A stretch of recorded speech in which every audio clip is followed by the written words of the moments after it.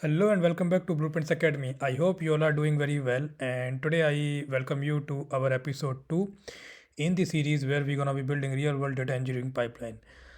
In the last episode, we were discussing different architectural design for our use case, and we did comparison. We did a comparison between three of the architecture that we thought could be implemented for the use case that we were having in place. And finally, we decided one of them, which is what we're gonna start building today.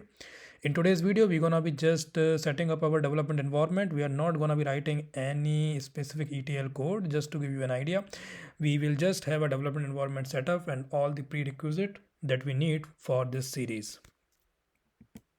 And before we start, let me introduce myself so you know who is your speaker. My name is Aditya and I have over 7 years of experience working in software and data engineering combined.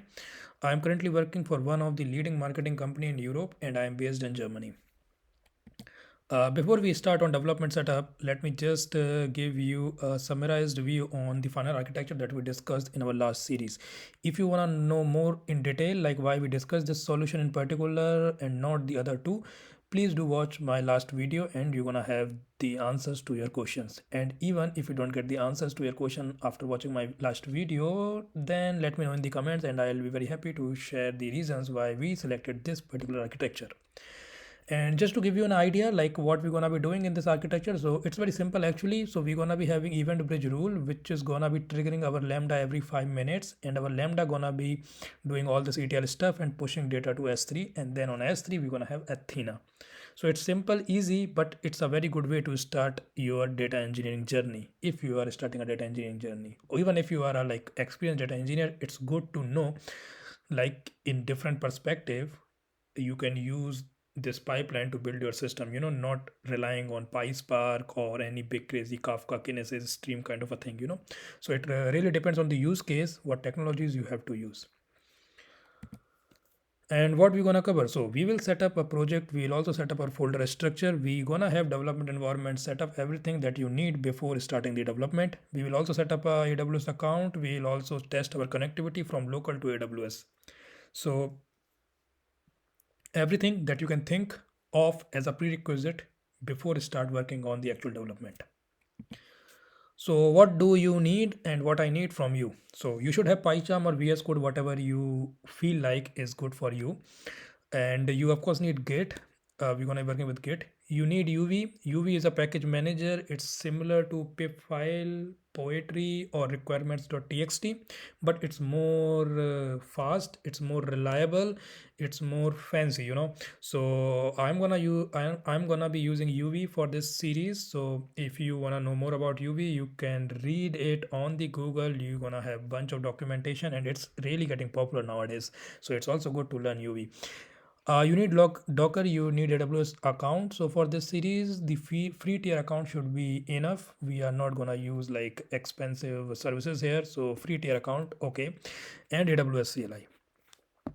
So let's now start our actual development environment setup thing. So this is literally an empty project, not really empty. I'll just delete it. So now it's all empty. Let's start from the scratch. First thing that you need is like UV. So UV version. So I do have UV. If you don't have UV, I am gonna attach a document in the description of this video, so you can go through the document and follow the link or follow the directions to install anything that you don't have and which you see I'm using in this series. So I'm using macOS, by the way, but if you are using any other machine, Linux or Windows, I'm gonna attach the steps how you can install these softwares there. So you can use the document from the description and install things which you don't have already. So we have the UV. Now what we need is UV, please initialize my project. And here you go, UV gonna initialize your project. The couple of files that we should know. So this is Python version. This is gonna have the Python version. You can use whatever version you want. I am using 3.12. Main.py, it's created by UV, but we don't really care. So I'm gonna just delete it.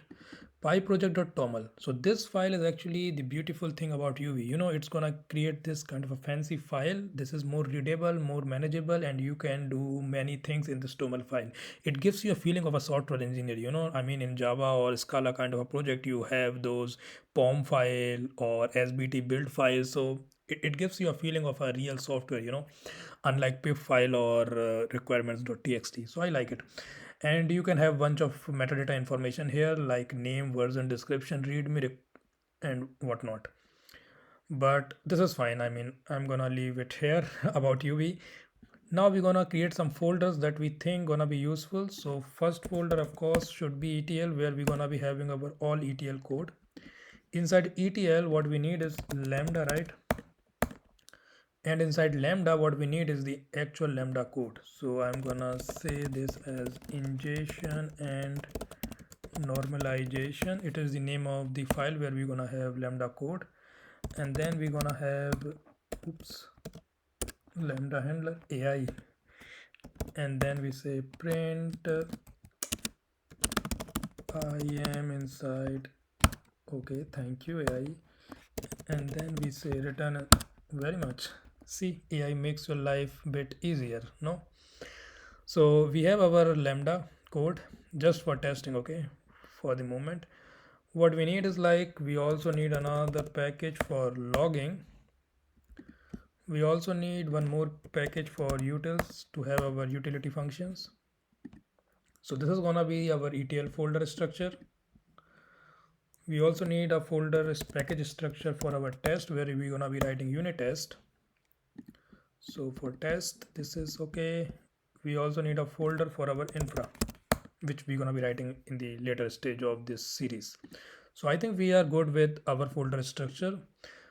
Now the thing is, how we gonna test this Lambda, right, from local? So for this, what we're gonna do is we're gonna use Docker.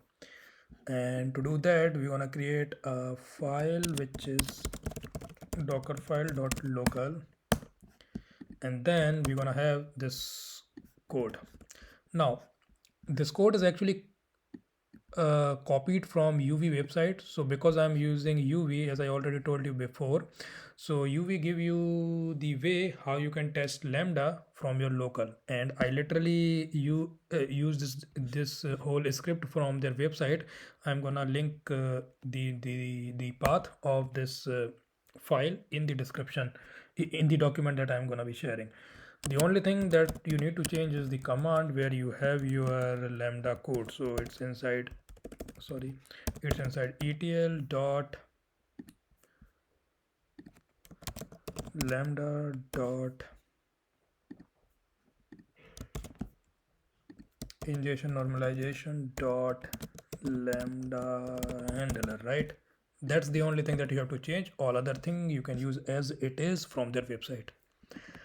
Now we have this. Now what do we need? We need to test how can we run this Lambda from this Docker. So first thing that we'll have to do is docker build and -f, because our name of the Docker file is different, and then -t tag.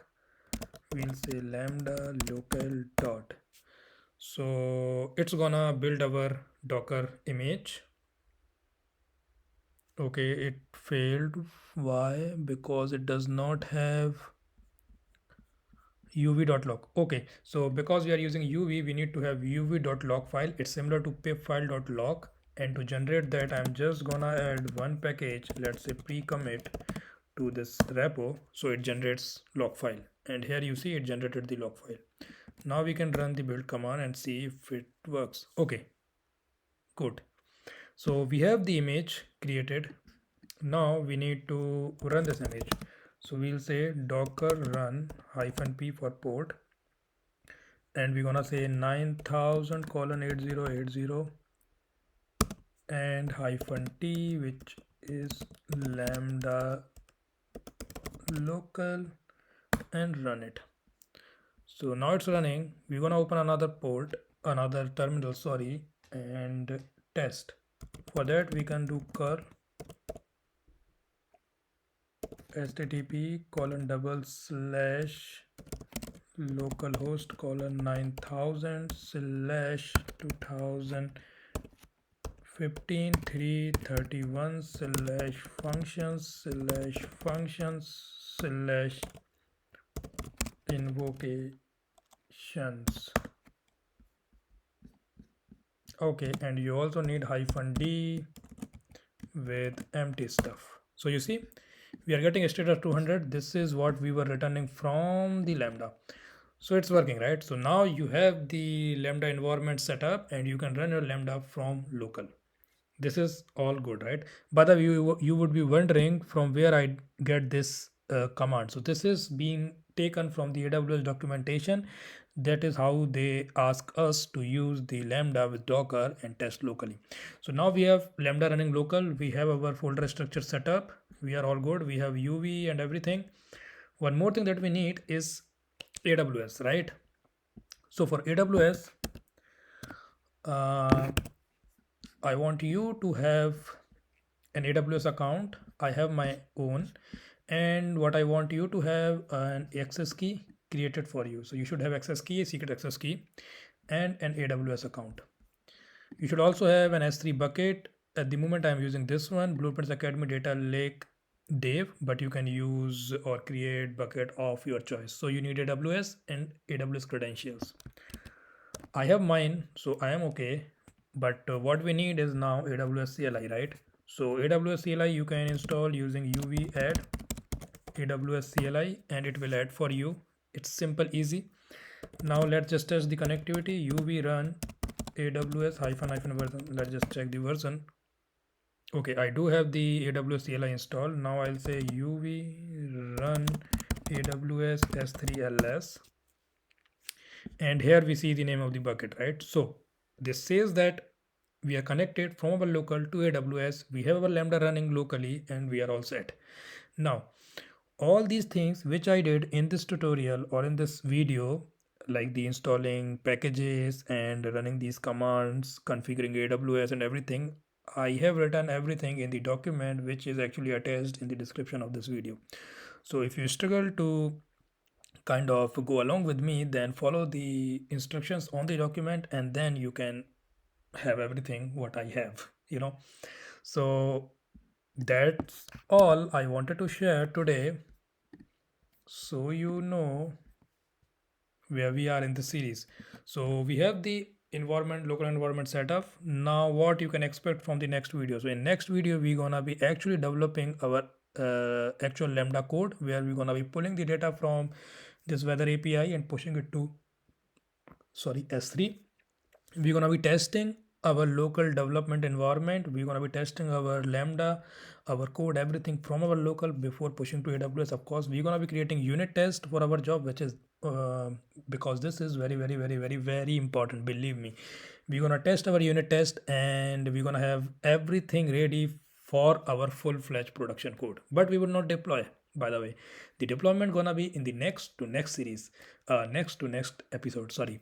So that's all I have to share with you today. I hope you like the video. If you do like the video, then like, share and subscribe, and I'm gonna see you in the next video. Have a good day. Bye bye.